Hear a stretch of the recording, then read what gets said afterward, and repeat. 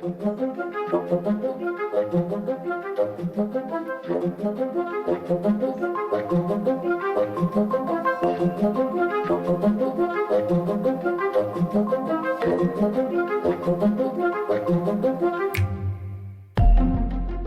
subject of today's episode is a serial torturer and killer, but not a serial killer, that terrorized the youth of South Boston in the early to mid-1870s, luring, kidnapping, and torturing his victims, whose ages ranged from 4 years old all the way up to 8 years old, except for one that stood completely outside his usual MO. He would strip them, beat them, and stab them for his own sick pleasure. 10 victims in total, putting the Massachusetts community into a frenzy, and all before he himself had even turned 14. Given names like the Boy Torturer, the Boston Boy Fiend, the Demon, the Red Devil, the Boy with the Marble Eye, and later, the most friendless man in the world.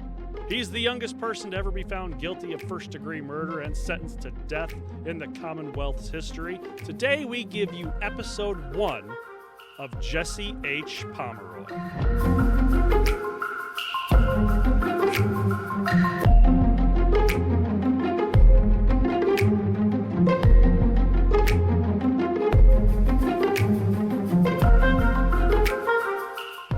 I'm Kevin Young. And I'm Dan Horgan. And this is Torture.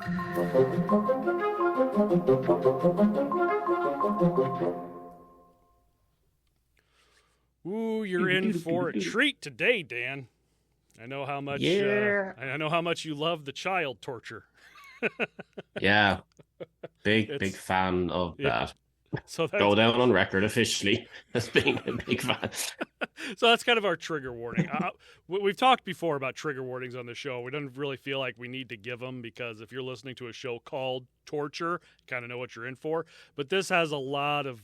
This is almost completely just child torture and death and their sexual components. So if that's triggering for you, this might not be the best 2 episodes for you to really listen. But if you don't have a problem with also animals, there's a couple animals that get tortured and killed. We'll kind of breeze through past those as fast as possible, but they are there. But before we get started, I didn't talk about it on the last episode. I completely forgot. We had sold some merch. And Dan not just to me. No, not just today. Dan and I had talked about this. I talked about it with my wife. So it's very exciting, but not for the reason you'd think it would be. I mean, obviously, it's exciting that we sold some merch. It's always exciting when you know people are buying what you're putting out there. But it's what we sold that really it makes me smile. Especially as the first item sold. The very first thing we've ever sold. It's great. So I wake up from my, daily sleep after working nights, and I see I have a notification on my phone. It says that, hey, Redbubble saying that, hey, you sold your first piece of merch. I'm like, oh, fuck yeah. I tell them, I was like, hey, we sold some merch. And I go and look at it. And what we sold, our very first piece of merch that we sold, Dan, your, I would say, world-famous catchphrase by now. Sort your fucking life out. known by dozens. So that if you've gone and looked at our merch, you can get Dan's you can get "Sort Your Fucking Life Out" on T-shirts, hats, I mean, pretty much whatever you want, you can get that on there. And we had sold one of those in a heather gray or a dark gray onesie. So there's gonna be somebody pushing a stroller with the baby in it, with the onesie that says, sort your fucking life out, and I cannot be any happier. Especially the fact that the day this episode comes out, it'll be Mother's Day, and it just tickles my cockles. The funniest part was the way you messaged me and said, did you buy this? So, no, I did not. I was like, did Dan buy a onesie? It's like somebody bought it. And I don't know. I put it on. Now I don't know if this person is a fan of the show, and they went looking for it for our stuff, Or if they're just looking through onesies on Redbubble and came across one that says "Sort Your Fucking Life Out," they thought it was funny. But if you are a fan of the show, if you do listen to the show, please, please, please, when you get the merchandise in and put it on your baby, please take a picture and send it to us. If you don't want us to post it on social media because you don't want pictures of your baby on social media, completely understand. But I gotta see this thing. So if you're a listener, You can blank please, the face out. send it. Yeah, you can fuzz the face, or we can do it, whatever you want. But I gotta see this thing. So that's that. That's that. I want to see it. I think it's I think it's hilarious. Yes, it's great. That's great. I had a couple of the guys asking about it too because I sent it into the group chat.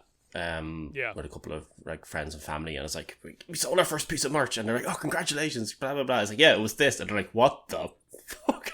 Like, seriously? I was like, yeah. So I'm hoping now that they might buy a bit. Hint hint, guys, if you're listening, because you did ask.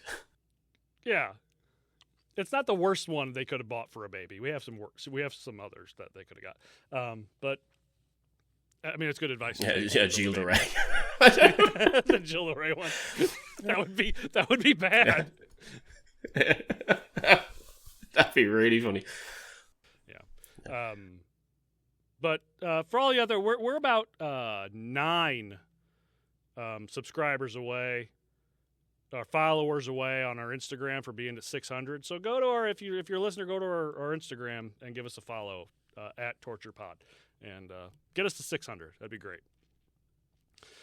All right, Dan, let's get into it. The reference material for this series, put them out there, are Fiend, the shocking true story of America's youngest serial killer. He's not a serial killer, but okay. By Harold Schechter, probably the greatest true crime writer today. The Autobiography of Jesse H. Pomeroy, written by Jesse Harding Pomeroy himself. The Life of Jesse Harding Pomeroy by E. Luscomb Haskell, and some extra shit pulled off Murderpedia. So Jesse Harding Pomeroy was born November 29th, 1859 in Charlestown, Massachusetts, the second son to Thomas and Ruth Ann Pomeroy. Now, to say Jesse was unfortunate looking would be apt. He was born with an oversized... That's a kindness. I mean, really, he was born with an oversized head, jug-handle ears, and a cleft lip. Now, soon after birth, either by viral infection, severe reaction to smallpox vaccination, any number of reasons, his right eye developed a white film over the pupil and iris. Some would say that it looked like his eye had a lace curtain over it, so off-putting that many people, including his own father, couldn't stand the sight of him. Poor Jesse. I was going to say, I can't stand the sight of him either. Yeah, no. I mean, you can't really, I mean, you can look at old drawings of him, and they don't really put a lot of that in, but if you see pictures of him from when he's older, you can definitely see the filminess of that eye kind of reflect the light or whatever. It's kind of creepy. There's one of the pictures there I could see of him online that I can imagine Joaquin Phoenix playing him in a movie. Yeah, I can see that he did. There was something in a TV show or a movie or something like that where I don't remember who plays him, but they put a cataract or something in the eye to make it look like, he had that film, but whatever. So now there's a saying, murderers aren't born, they're made. And if that's the case, the weight of that burden would be placed solely on the shoulders of Jesse's father, Thomas, a known drunk and fiend that would take his young boys behind their shed, strip them naked, and beat them for seemingly any reason, adding to Jesse's sexual affinity for torture. The foreshadowing of Jesse's later crimes would come to light fairly quickly. It was impossible for the Pomeroy family to keep any pets of any kind. So here's that animal stuff I told you about. A pair of canaries Ruth had and loved. One day she came home to see that their heads were completely twisted off their bodies. Christ, all I can think of is Dumb and Dumber with with Pretty bird. Pretty bird. And around the age of 5, Jesse got a hold of the neighbor's kitten, which he tortured by stabbing it. And apparently one of the neighbors came up and was like, what the fuck are you doing? And he just kind of looks up at her with this glazed over look, saying, this is my kitten. This is how we play. And he's just stabbing the fucking thing with the penknife. No word on if the cat lived or died, but it was apparently covered in blood. So it's certainly dead now anyway. Well, I would imagine. But that's the type of person we're dealing with here. So buckle up, because it doesn't get any better. God, it's like the start of the fucking Halloween remake by fucking, Rob Zombie. Oh, Zombie? Yeah. He's going out to the woods and killing animals, and which I think that movie gets a lot more hate than it deserves. The second one was horrible, but the first one gets a lot more hate than I think it deserves. Yeah, the second one's pretty shit. Yeah, the second one was ridiculous. Now, many dismiss Jesse as being mentally disabled in some form, but he wasn't. He had a decent head on his shoulders, loved to read and to learn. He just didn't give a shit about school or the authority of the teachers, so he skipped school quite often. Now, when he did go to school, he was a bully that liked to torment the other students, especially the younger ones. He would have sudden outbursts in class and just be generally disruptive. And when it came to playing with the other kids, he pretty much he didn't. When teams would be picked for games, he would refuse to join either side and just sit by himself, staring blankly into oblivion, absently stabbing his penknife into the ground over and over, sometimes for hours. He also ran away from home and would steal money from his mother's nobody handbag. thought, hey, maybe there's something wrong with this guy. A lot of people thought that maybe there was something wrong, but nobody thought that he would go to the extremes of what he went to. Everybody just figured he had a bad home life and he was just kind of a loner. And nobody thought he was going to end up doing the shit that he ends up doing. But he was to say, well, yeah, he was a handful, But his mother was one of these women that, their kids are just rotten and they're in complete denial. Like, no, my kid's the best kid in the world. You just don't understand him. But everybody else is like, this kid's a piece of shit. No, my kid's great. He would never hurt anybody. And you'll see that throughout the entire story. She's in complete denial of anything bad he could ever do. He's a good boy. A very good boy. So other than that, we don't know. Certainly sounds it anyway. Yeah, we don't know a ton about his childhood, other than, he was kind of an asshole. He was a dick. Yeah. Then we jump up to the day after Christmas, December 26th, 1871, the age of 12. Jesse comes across 4-year-old William Payne. Now, the details of what exactly happened are muddy at best, as Jesse never gives a real description, and William was too young and traumatized by the events that unfolded. So later in the day, 2 men walking on Powderhorn Hill near Chelsea Creek in South Boston came across a small cabin. Stopping to listen carefully, they heard what can only be really described as a whimper coming from inside. Now, this cabin is less a cabin and more a really big outhouse, honestly, but they call it cabin several times. Now, when they entered, they found young William hanging by his wrists from a rope strung up from the center beam in the ceiling, half naked and just barely conscious. His skin had turned a pale blue from the December cold, and his hands purple from the rope. His back was covered in large, painful welts, so the men cut him down, wrapped him in their jackets. They were able to get him home. His parents called the police, but the only information William could give them was that a big boy with brown hair. That was it. So the police pretty much just crossed their fingers and hoped it was an isolated incident. Maybe just some kid having fun took it a little too far. Which, if he can't give you a good enough description and nobody saw anything, not a whole lot you can do. But I can guess from the theme of this podcast that it was not an isolated incident. Yeah. So, people can say a lot about you, Dan, but you're smart as a whip. There you go. About See, 2 I months. pay attention to these things. Pay attention. And you're going to see like the times. They start like 2 to 3 months, and then the times between attacks just get smaller and smaller and smaller and smaller. So he escalates through all of this. It's classic. It's classic serial killer technique. But I will get into in the next episode of why Jesse Pomeroy, I believe, is not a serial killer. Serial offender, serial torturer, sure. Serial killer, no. But that's for next episode. So about 2 months later, February 22nd, 1872, Jesse would come across 7-year-old Tracy Hayden. Now, he asked Tracy if he wanted to go watch some soldiers marching nearby. Jesse took him, again, to Powder Hill, where, when alone, Jesse attacked him.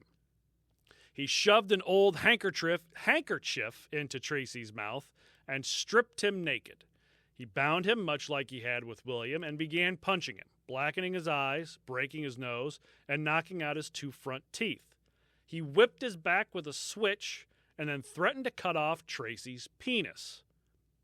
Then he Whipped left his back with what? a switch. Do you guys not?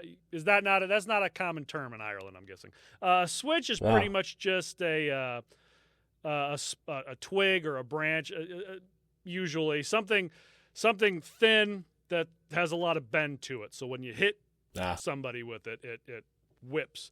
It's a favorite of the parents that were born in the 1940s and 50s to use on their kids who were born in the 70s, 80s, and 90s. Not so much anymore. I get you. But yeah.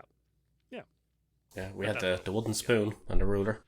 We have, my mom had the wooden spoon. My mom's favorite thing was the wicked slipper. So I found out last night, I guess, using a flip-flop You told me about that down before. in like Puerto Rico is a big thing. And my wife and I were talking about it. I was like, oh, we had the wicked slipper. You know, a hard bottom slipper that was broken in half, so it whipped when it hit you. Fucking hurt, something horrible. And she would chase after us around the house. And we'd be screaming, not the wicked slipper. And when she got you, whew, shit, you'd have like a half crescent just marked. Just imagine that. Yeah. Not the wicked slipper. God, it fucking hurt. So we would hide it. We'd steal it from her room and hide it so she couldn't use it. And she would go searching for it. And then we'd Why'd you just dump it? Get rid of it out of the house. God, because she would go buy a new one and break it on purpose just to or we'd get the spoon, Now, my mom didn't really beat us all that much. It was more of a deterrent than anything. But every once in a while, you got her pissed off enough to where she whipped that thing at you. Fuck, it hurt. Anyway. And looking after all that, look at you, hosting a torture podcast. Yeah, look at Nothing's wrong with you whatsoever. Look at where I spent the past 2 weeks listening over and over to an audiobook about a boy who tortures other boys. What? Yeah. I mean... Oh, fuck. Just ignore that little twitch, anybody who's watching from the Patreon. It's okay. That's pretty normal for Kevin. So the only description Tracy could give to the police was that it was a teenage boy with brown hair. That's it. So far they have 2 instances. Teenage boy with brown hair attacking young boys.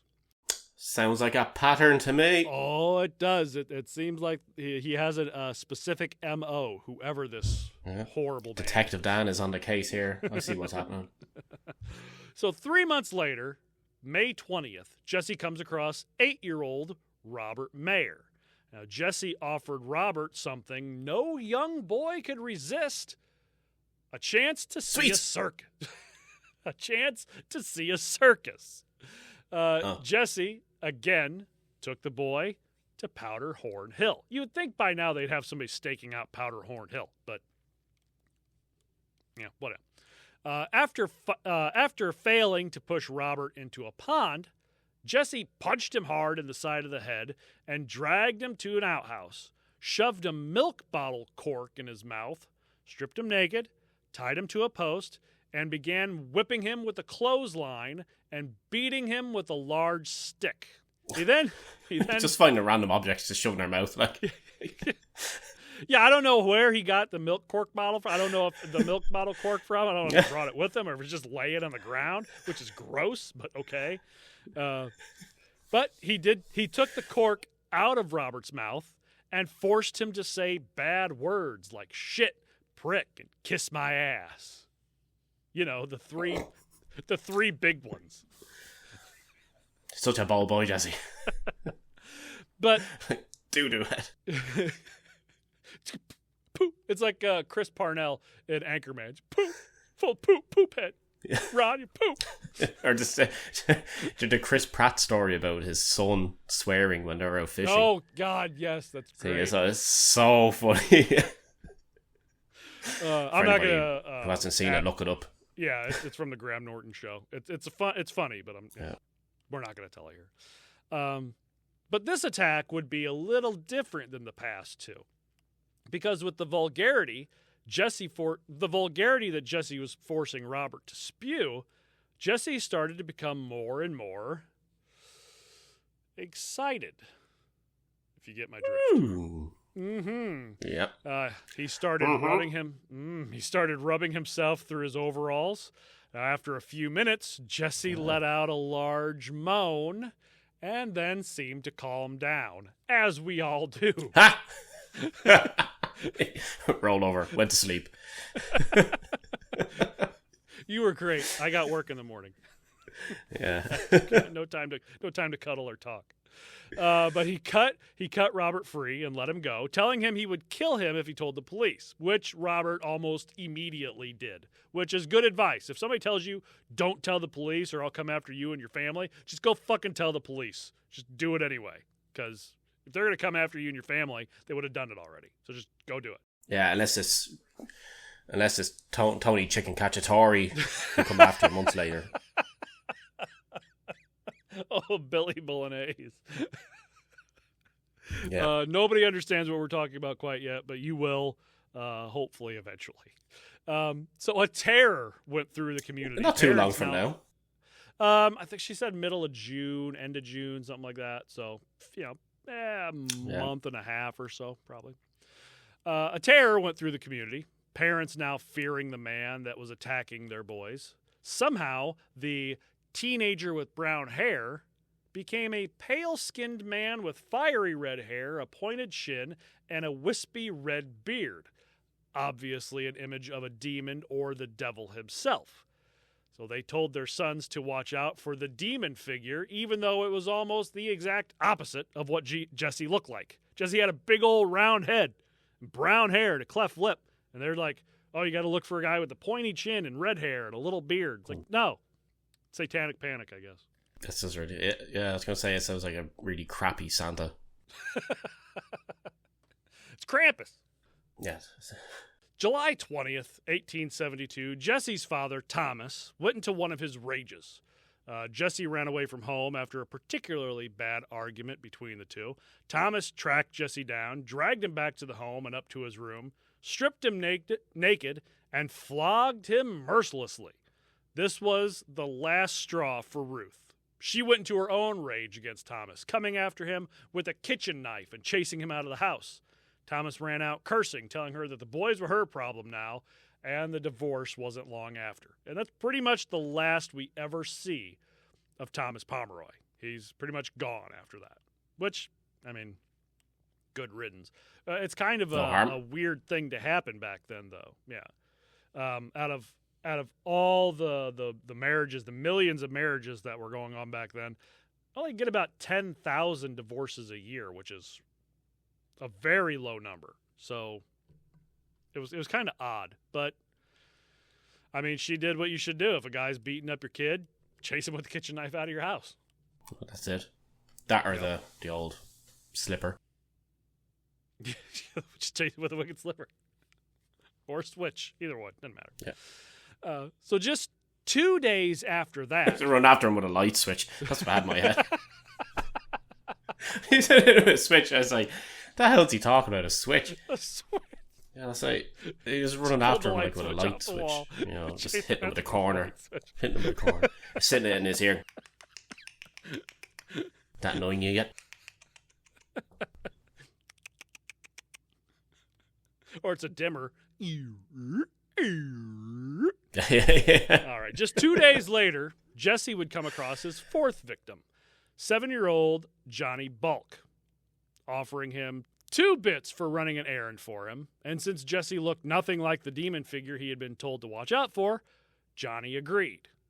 Jesse led him again to Powderhorn Hill. Jesse grabbed him by the collar and pushed him into an outhouse, telling Johnny that if he made a sound, he would kill him. Jesse then stripped him naked, bound his wrists together, and hung him from a ceiling beam.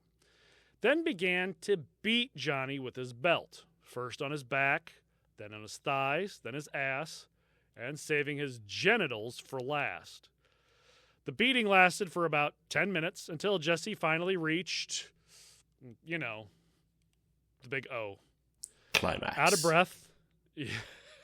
of breath, Jesse let the boy loose and told him, quote, "If you ever leave this place, I will come back and slit your throat." Actually, no. You know what? He's from Boston. If you ever leave this place, I will come back here and slit your throat. It sounded like Richard Nixon there.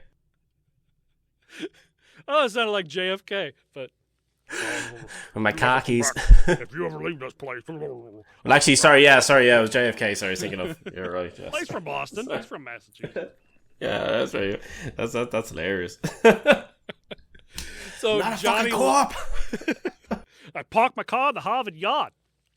So Johnny laid there for the next couple hours, sobbing until a man came across him. The man carried him to the police. After this attack, there was a $500 reward put forth for the capture of what they were calling now the boy torturer. Now that would be just over $12,500 today. So not a bad haul if you know who it is. Yeah. Now this was when It's a very apt name, so it's a bit of a double entendre. The boy torturer, because he tortures boys, and he is a boy, who tortures. Yeah. Of course, at the time, they were telling everybody he was a full-grown man. Oh yeah, with the red wispy beard. Yeah. So this was when Ruth knew to just get the fuck out.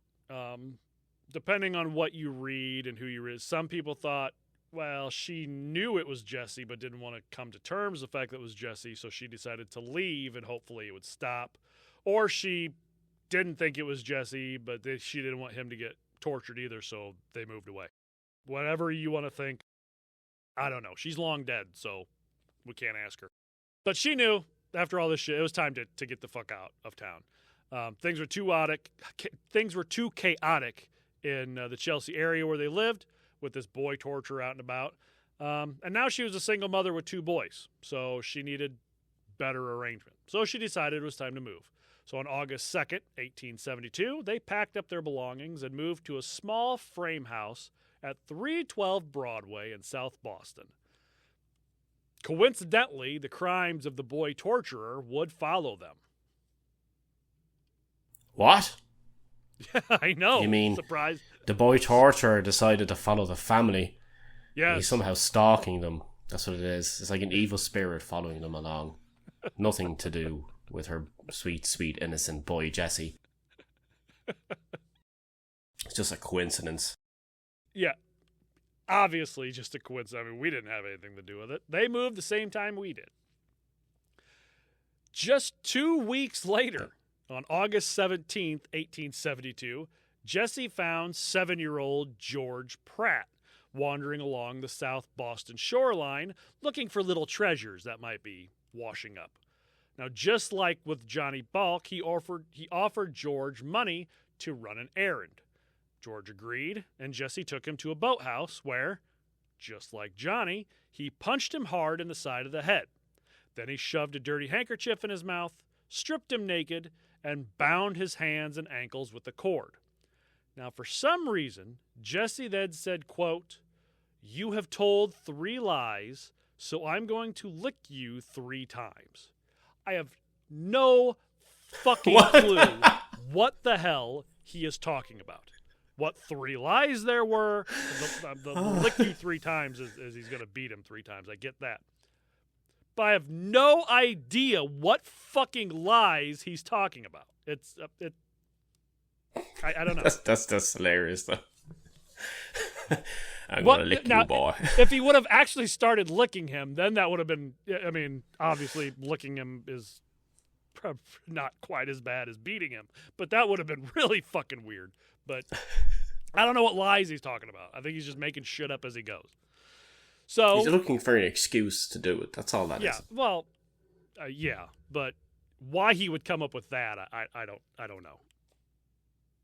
Might just be deranged. Might be any sort of thing going on in the guy's head. Where maybe he's just fucking crazy. Maybe he's just fucking crazy. Not insane, but crazy. Yeah, like usually the kind of easiest and most obvious explanation is the key here. He's a fucking Looney Tunes. Why would you do that? Because he's an asshole. Oh, okay. Yeah. That makes sense. So Jesse took off his belt while doing a little dance, apparently, like I'm doing. Oh, yeah. It's business time. Did you ever see that? Flight of the Conchords, business time. It's like a trip over my socks and they turn it on to a sexy dance. So that's a show I've never actually gotten around to watching. I know it's hilarious. I've heard it's hilarious, but I've never actually gotten around to watching that show. Just look up business time. Then you see why that reminded me of it. Okay. the little dance. But anyway, so with all these other kids, he was just whipping them with the leather end of the belt. But this time he decided to whip him with the buckle end, doing, I imagine, more damage with the metal at the end of the belt. Then he began to kick George in the head and in the legs. He scraped down the boy's torso hard with his dirty fingernails. Then, in an obvious escalation, Jesse bit a piece of flesh out of George's cheek. Jesus. I think he is Mike Tyson. That's exactly what I was thinking. Yeah. He was constantly slapping George to keep him awake because George was passing out from shock or from blood loss or whatever. So Jesse's just slapping him, calling him a bastard. And then he started stabbing him in the arms and the chest with a long sewing needle that he just happened to be carrying on him. Then he stabbed George in the wounded cheek and then in the groin. That's not cool. No, it's not. Jesse. It's like, dude. That's not cool. You need to know when to stop. You took it too far, man. Too far. Yeah. But then Jesse went for George's eyes, pressing his finger against George's lids to pry them open. He was wanting to stab out the white of his eyes. Now, luckily for George, his eyelids were slippery from sweat, tears, and blood, and Jesse couldn't get to the eye in time. George rolled over to keep Jesse from his face. So Jesse bit off a piece of an ass cheek. What? God. You think the guy's from Alive now? Don't. He's taking it to a whole new level. Jesse ran off. It's just really funny if you think about it. It's like, roll out for me, huh? I'm gonna bite your ass off. Jesse ran off soon after and left George tied up on the ground. He would be found a few hours later by a fisherman. Now, this was the last straw for many, and there was talk of a vigilante group forming to find and punish the boy torturer. Everyone was under the assumption that this had to be a dim-witted boy doing these horrible things. So every boy that was seen as slow or mentally handicapped was rounded up and questioned. However, Jesse was neither of these things. He was a piece of shit, he was an asshole, but he was far from dumb and definitely not mentally handicapped. Mentally disturbed, but not mentally handicapped. You should look for somebody who has a piece of ass flesh in between their teeth at that stage. That's what you got to go looking for. Let me smell your breath. Oh. Yeah, his breath smells like ass. Must be that guy. Dan, I have a confession to make. I have... crabs. Beard dandruff. So close. So much worse. I know. Look away, I'm hideous. All seriousness All serious. All serious. All serious. Me serious now. No funny. No more. Frankenstein. No fire. Bad. Ah. In all seriousness, many of us men with facial hair have some sort of dry skin under their face fur. I have particularly dry skin, especially on my face, around my nose, my eyes, ears. That beard and mustache, they draw a ton of moisture from your skin in order to stay healthy, leaving the skin underneath sometimes dry, itchy, red, flaky, leading to the beard dandruff. And I struggled with it for quite a while. Struggled to, rein it in. Then I found thebeardstruggle.com. They use all natural products, never tested on animals, that your face, body, and beard will love. They have day oils to protect your beard from UV rays and dirt and grime, and it keeps your skin from drying out. All the troubles the day can bring. And they have night oils to help moisturize and rejuvenate your skin and beard while you sleep. Not to mention, as of right now, they have 8 different fragrances. According to this. That's what they tell me. That's what they tell me. Do you want to know what they are? I do. I want you to. Ready? I want you to pronounce them perfectly. Okay. Here we go. Ready? Okay. Yeah. From Alfheim's Forest, which has the scent of woodsy, leather and spices, to Hionir's Home, Close enough. with scents of greenery, amber and musk, to Valhalla's Gates, with essences of citrus, amber, sandalwood and vanilla. And right now I'm using the Aesir's Triumph, which I'm probably pronouncing that wrong, which has the scent of sweet incense, tobacco, whiskey, and cinnamon. And my wife absolutely loves it. Of course, I haven't gotten one from them that she hasn't loved. So, and if you can't choose, just get the sample pack, which comes with 6 of their mainstay scents and 5 milliliter bottles of nighttime elixir, so you can decide what is best for you. But they have so much more than just oils: balms, wax, shampoo, conditioner, butters, cologne, natural deodorant, skincare products, heated beard straighteners, combs, brushes, shaving kits, growth kits, merch. List goes on and on and on. No matter what kind, length, or style of facial hair you have, the Beard Struggle has the products you need. You get a free gift for purchases over $50, then you get another free gift for purchases over $100, and all orders over $65 get free shipping. You have a 90-day money-back guarantee, so you really have nothing to lose. And be sure to use our exclusive coupon code Torture19 at checkout to get 19% off your entire order. That's TORTURE 19 at checkout for 19% off your entire order. Torture19 at checkout, or click on the link in the show notes. TheBeardStruggle.com. Do what's right for your beard. Do what's right for your face.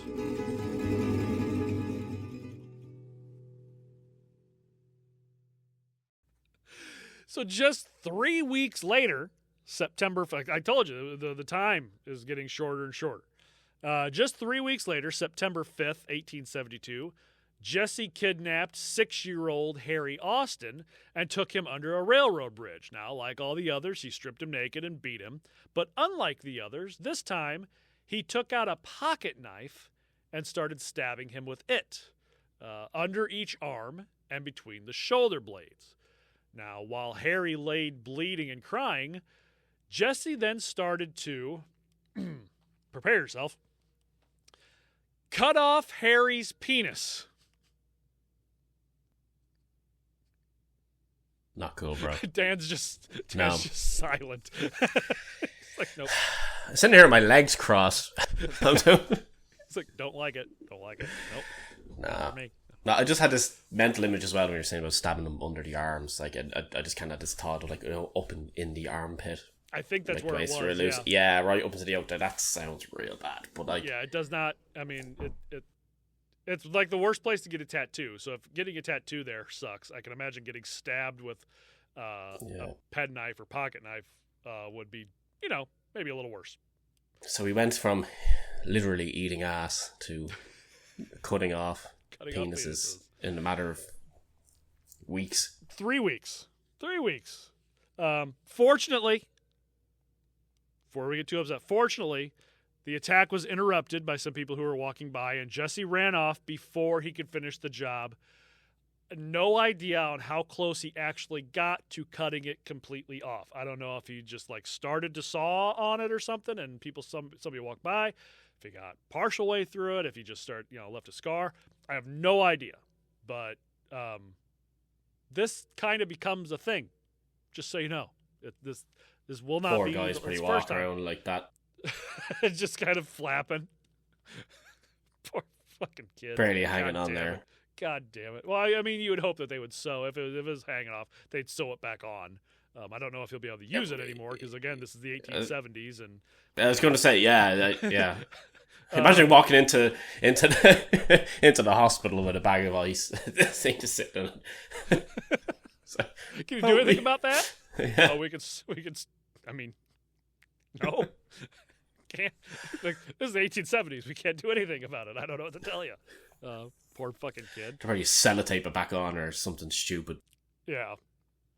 Put leeches on it. Give him cocaine about it or something. It's okay. It'll grow back. It's all good. Now, just 6 days later, on the 11th, Jesse lured 7-year-old Joseph Kennedy to a vacant boathouse near the marshes of South Boston Bay. He slammed Joseph's head against the wall and stripped him naked and began to beat him, breaking his nose and knocking out his teeth. Then he took out his knife and made Joseph kneel and recite, and you might get a kick out of this, Dan, made him cite a vulgar rendition of the Lord's Prayer. Oh, yeah. That's the best kind. But it's only the best when you don't have a knife to your throat. When you're doing it for fun. Yeah, that's very true. Yeah. That's very true. There's somebody gnawing on your anus.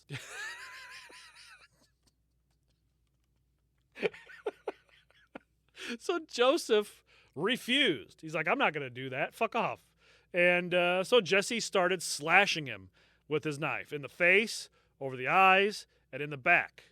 And then he took Joseph down to the marsh and started dousing his wounds in salt water while laughing. Oh, yeah, I know. Jesus. Yeah. I know. That's real bad. Yeah. Like, I think that's something that everybody can kind of understand the feeling of, especially with this whole going through COVID thing for the past few years. Everybody was using a lot of hand sanitizer, and you realize all the little nicks and cuts you have on your hands when you start using hand sanitizer. especially the cat owners out there. Yes. They'll know what it's like.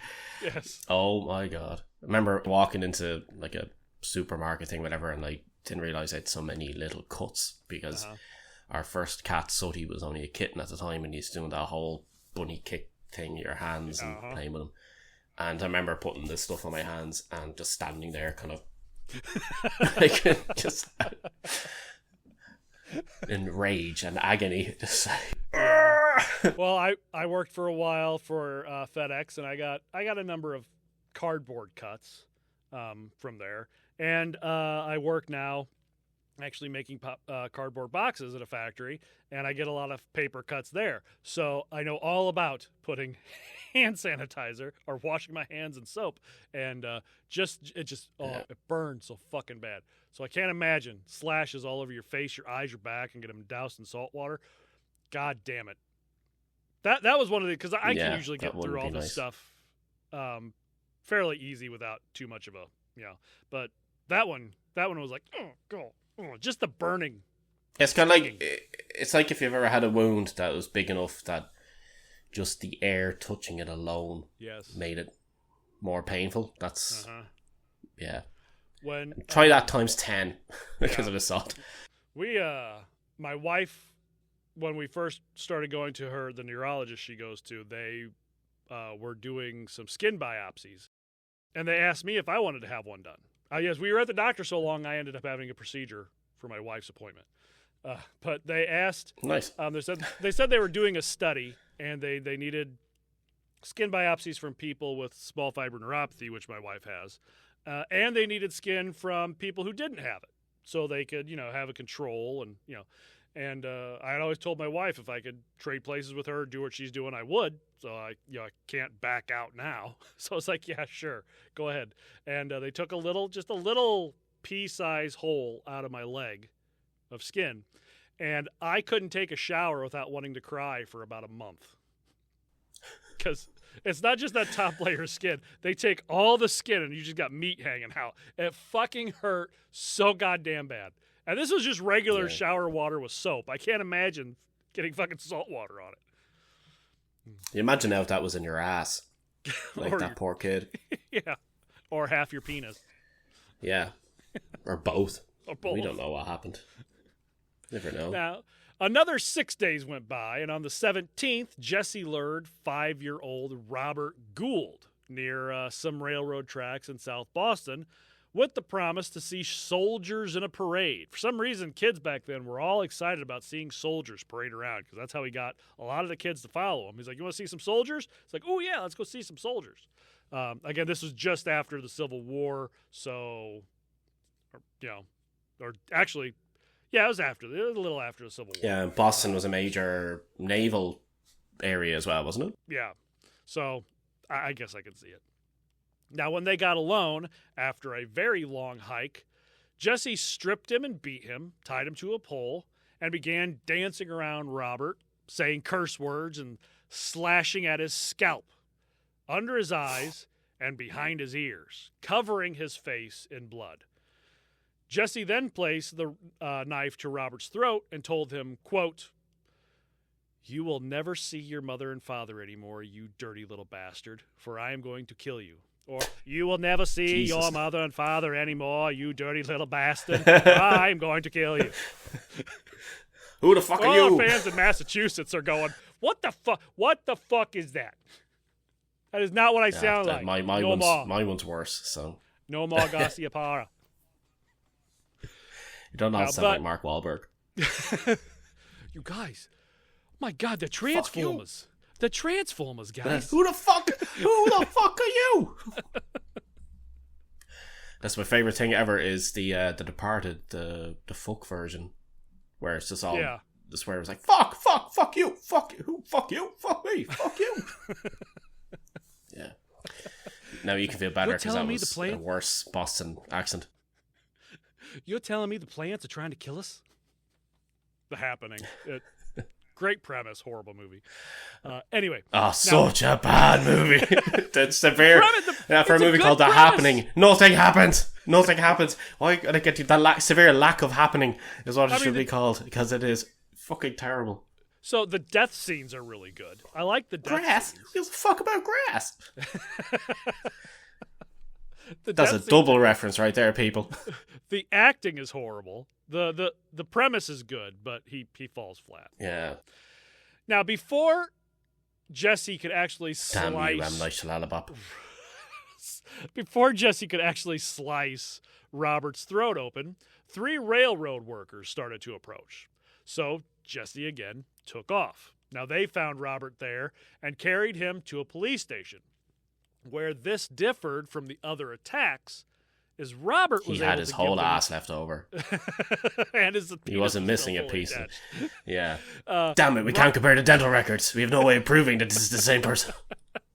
Robert was actually able to give them an actual description of his attacker. Specifically, what Robert called an eye like a milky or a milk white marble. So now, instead of looking for the quote-unquote boy torturer or the demon of South Boston, they were looking for the boy with the marble eye, which is much more descriptive than just some boy with brown hair. Yeah. Yeah, that's a bit better. It's even better than the red demon, the wispy beard dude. Looks absolutely nothing like him. Yeah. Now, over the next few days, the police went school to school, class to class, to seek out this boy with the marble eye. So it was only a matter of time before they walked into Jesse's class. The morning of Friday, September 20th, 1872, Officer Bragdon walked in with 7-year-old Joseph Kennedy. They would have rather had Robert Gould, but he was still recovering from his many wounds, and his parents would not allow him to leave bed, which honestly is probably the right thing to do. I mean, you can't blame the parents. You want him to go catch the person, but, I mean, he's got cuts and slashes all over. He just went through a horrible experience. Stay in bed. So little Joseph was the next best thing. But when they entered the classroom, Jesse put his head down and tried not to be noticed. And it worked. The teacher even said, "Jesse, put your head up so they could see you." And he kind of put his head up, but he kept his eyes down, so his eyelids were kind of covering his eyes a little bit. And Johnny actually Joseph actually walks up to Jesse and looks at him, but because he couldn't really see the eye, he said, "No, I still don't see him." And they left. So technically, it worked. Joseph told the officer he wasn't there. They went to another class. So it would seem that Jesse was lucky, just barely dodging this brush with the law. Now, you would think you would take this as a win. You would think maybe you lay low for a while, or at least you do your best to avoid any police officers for as long as possible, because that is what a normal, sane person would do. But not our Jesse. Our Jesse. That day, after school, he actually went to the police station and looked inside. Now, this might sound a little like a crazy thing to do, which it is. It's completely insane. He's not insane. He's crazy. But this is an insane thing to do. But it's not out of the norm for psycho and sociopaths. Many serial killers or career criminals in general go back to the scene of the crime or interject themselves in the case, joining in on search parties. People who kill. Yeah, it's very common. Yeah, very common. Going back and shopping at the same store you just robbed. Very common thing to do. Ed Kemper loved to sit and talk with cops at bars while he was committing these crimes. Tell them the things that they needed to do to help them find whoever was killing this person. These girls. Gacy actually invited the detectives that were staking him out into his house while he had 29 bodies in his cellar. That's Albert Fish, ballsy right there. Albert Fish met with the parents of the girl he massacred. BTK was constantly sending letters and packages to the police, which is ended up what got him caught. Zodiac demanded that his letters be printed in the paper.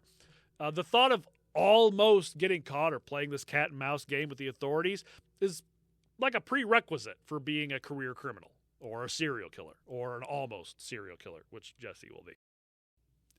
It just goes along with their mental instability and that thrill seek that they want. You know. I was going to say, yeah, it gives them a rush or whatever. Yeah. It's like people who like to have sex in public. It's that rush of, almost getting caught. It amps everything up. Yeah, well, as we've learned now, Jesse seems to like a bit of that. Yeah, so. It would seem like it. Yeah. So Jesse got lucky once in his classroom, but he would not get lucky twice. He walked in and saw Officer Bragdon and little Joseph Kennedy, and he immediately turned and walked back out. But it was too late. About a block down the road, a strong hand grabbed Jesse by the shoulder. Officer Bragdon had seen him pop in and pop out and chased him down. He brought Jesse back to the station and put him face to face with little Joseph.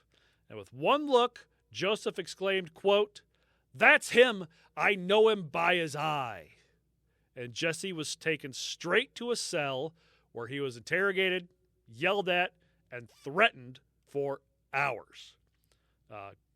Jesse obviously... Good. Now, Jesse obviously denied the charges. They eventually got in contact with Ruth. She obviously denied the charges as well. Oh, my boy's a good boy. He would never hurt anybody like that. But she wanted to come down to the police station and see him. And they wouldn't let her. And that seems problematic. Even for Jesse Pomeroy. His mom should be able to come see him.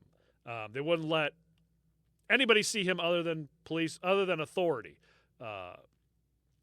He doesn't really ask for a lawyer, but lawyers aren't really allowed back there for a while either. They kind of did all this on their own, which is problematic. Again, 1870s, but still, that's not cool. No, it's a bit stupid. Yeah. I don't understand why, I know, with the whole way the justice system works and all that, that's just going to open them up for possible lawsuits, bad things. Yeah, and things getting thrown out. If that would happen today, any lawyer worth a dime would get the entire case thrown out because they, harassed a 14-year-old without, consulting, letting the parent talk to them without giving them a lawyer. Today, okay. It should. Well, I'm sorry, but look at Making a Murderer with with your man, that young lad, who you can see clear as day is shoved into a room. That's why I'm saying it. And still I'm changing my statement. It should. Yeah. Get it thrown out. Yeah. It should be a complication. Unfortunately, it's not always. But that has to do with crime justice reform, which I don't see happening here anytime soon. But whatever. So they berated him for a few hours with questions, and then they let him go to sleep until about midnight, when they woke him up and told him that if he didn't confess, that he would go to jail for 100 years, which also seems very problematic, just threatening the kid with something like that. But it seemed to work because Jesse finally broke down and confessed. That morning, 5 of the victims were brought in and confirmed that it was indeed Jesse that tortured them. Now, later that day, the long arm of the law worked a lot faster back then than it does now, because an arraignment would usually take a while, grand jury and all this would take a long time for all this shit to happen. This was boom, boom, boom, because he was arraigned later that day. Ruth, obviously, still in denial, still putting up a big stink, saying, my boy didn't do anything wrong. But Jesse was sentenced to be housed in the Massachusetts House of Reformation at Westboro for the rest of his adolescence. Now, he was 12 at the time, so this meant about 6 years until he turned 18. Jesse goes to the House of Reformation, and he's pretty close to the model inmate. Not going to get too much into the school itself. Harold Schechter goes into great detail about the school, which you don't really need to understand the story.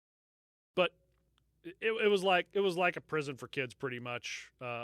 You work about 8 hours a day, then you do about 3 hours of school, and then you get an hour and a half of free time, entertainment time, before lights out. Yeah. Most of the boys there were non-violent offenders. Runaways, stealing stuff, simple thing. So when Jesse shows up with his long rap sheet, he almost immediately becomes someone to fear, especially the younger kids. The older kids kind of picked on him a little bit, but Jesse never does anything. He doesn't beat anybody up. He doesn't torture anybody. He doesn't get in fights.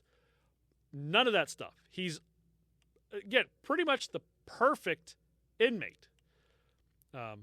Because, again, he wasn't as stupid as people wanted to think he was.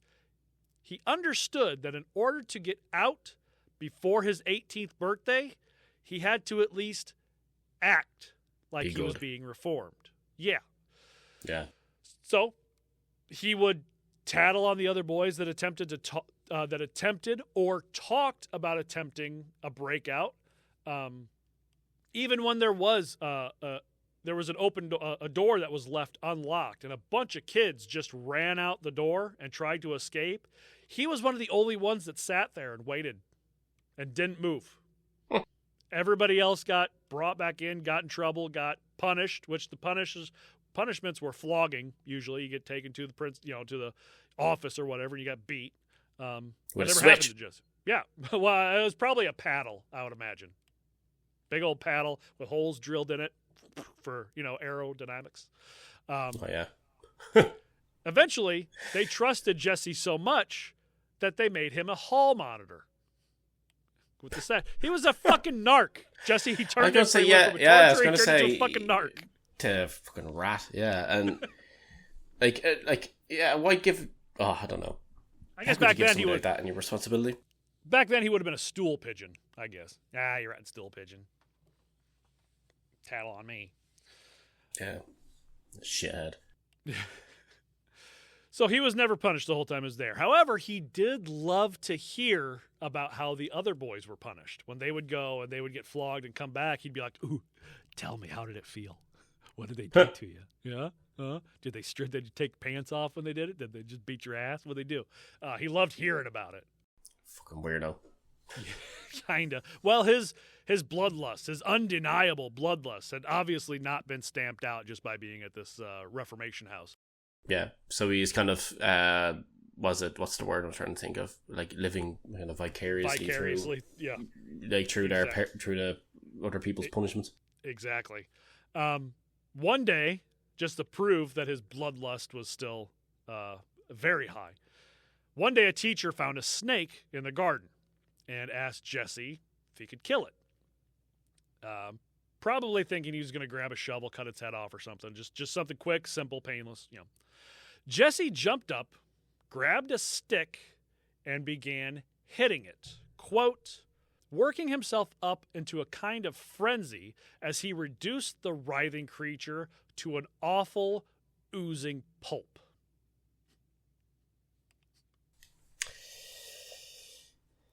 Yeah, and they still don't see anything wrong with him there now.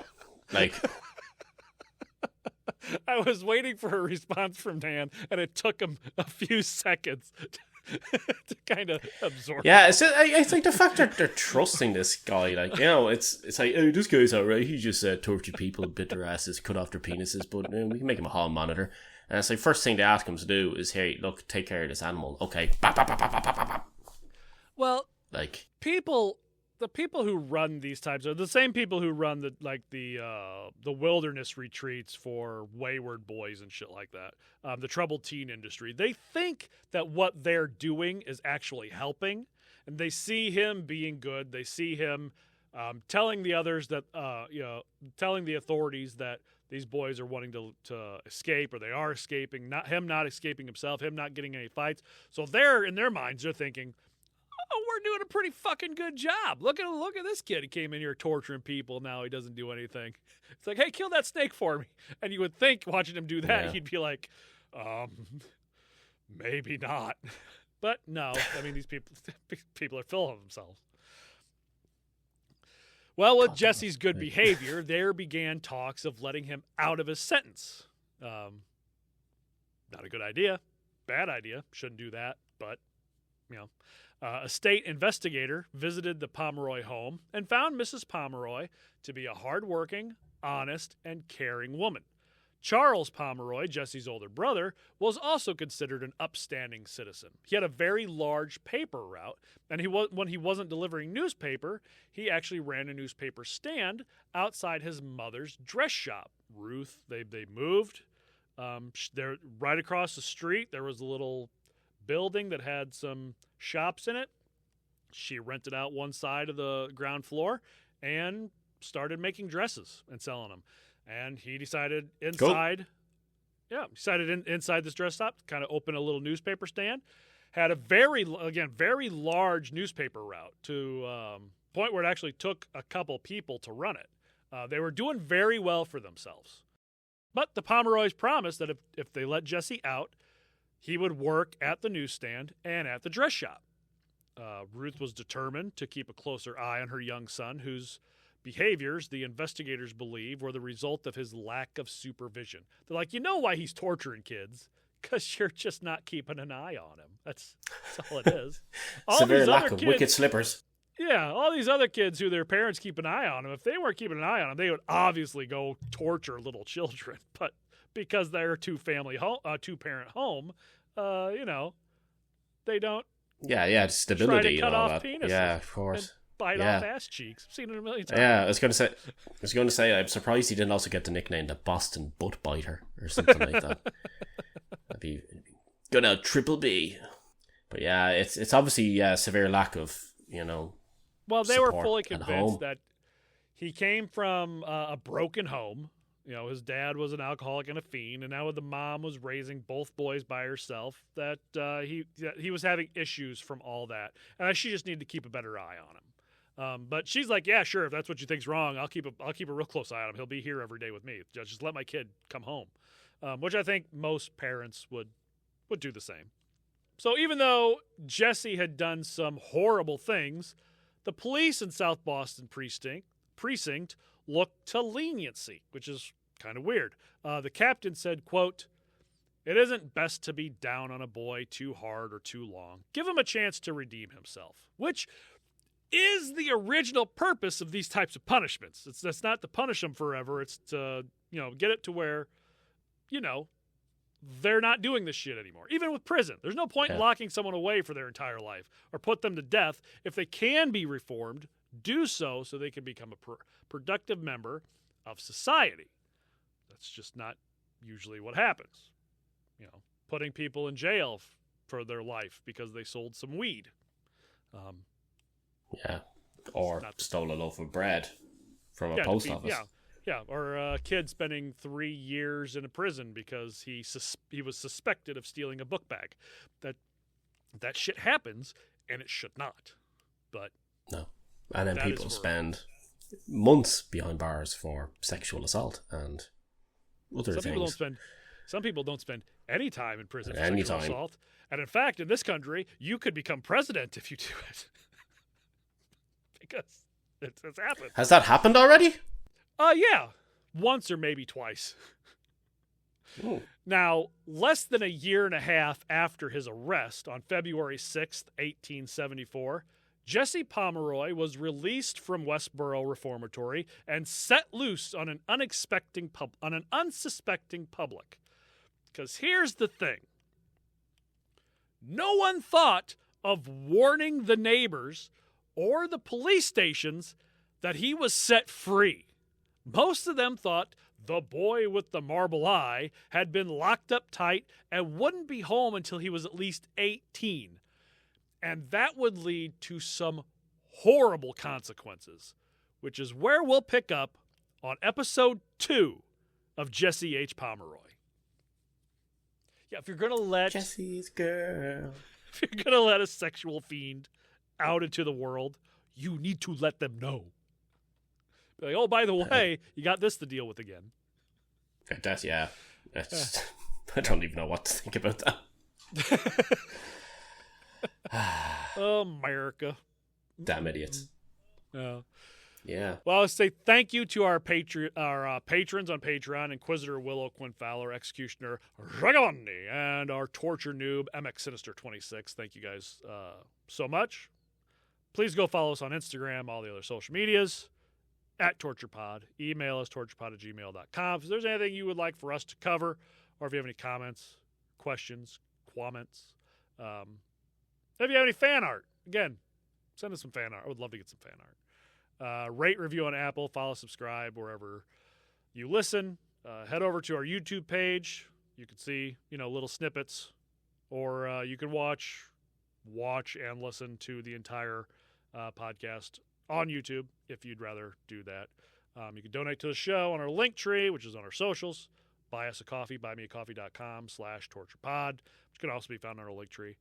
Go to our Patreon if you would like to get episodes early, ad-free, promo-free, patreon.com/torturepod. We also have some few other goodies on there for you.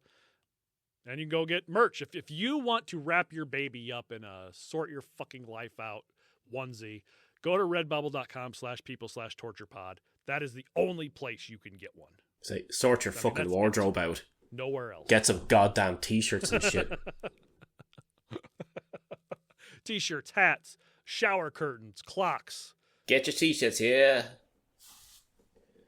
Yeah. I just have this mental image now of a shirt with Jesse and Gilles de Rais arguing over what to do with a person's butt. because they both liked that kind of thing. Just like a Street Fighter screen where you got all these other people and it's just Jesse Pomeroy versus Gilda Ray. Yeah. Bite! They might make a t-shirt that's a Jesse Pomeroy's babysitting service or some shit like that. Hooey. You can have one that's all the different kind of killer guys, and instead of pick your fighter, it'd be like pick your killer or some shit. Yeah. That'd be cool. I don't know if it would be. Thinking about that for a second. I don't know if it would be or not. I guess it depends on who you pick. I don't know. Anyway, you got any words of wisdom, Dan?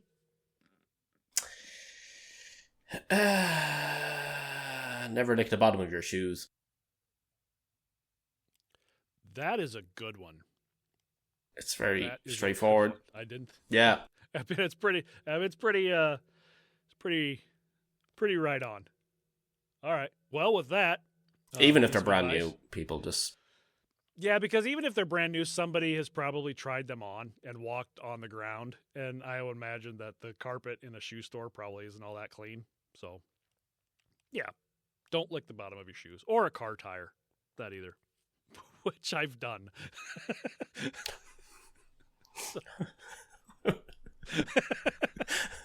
Imagine just licking at the tire. It's like, yeah, tastes legit. Teenage bullshit. That's a car tire. Oh, yeah. What are you doing? I don't know.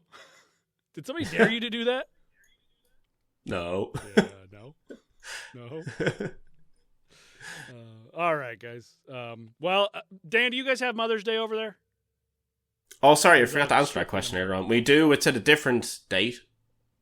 We have Father's Day and Mother's Day and different dates. All right, yeah. All right. But again, I don't think it's next weekend. I can't remember when it is for us. I'm gonna Google it. Mother's Day, because we share the same dates as the UK for that shit.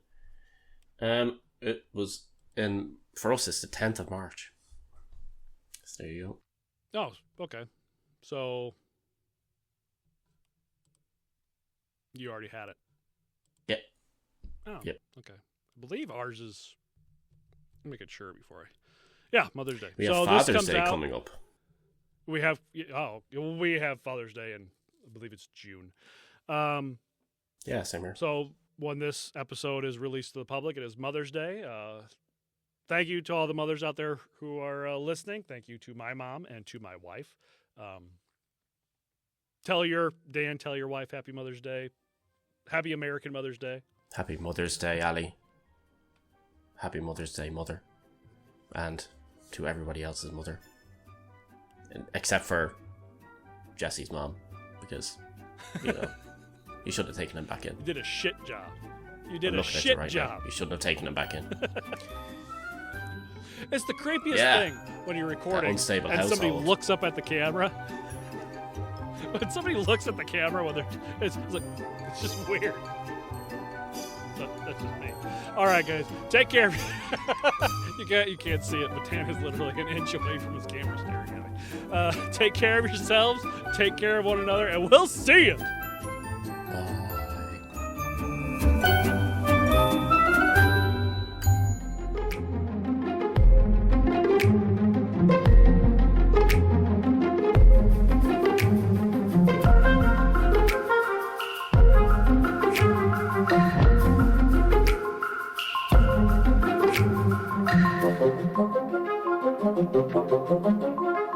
Bye.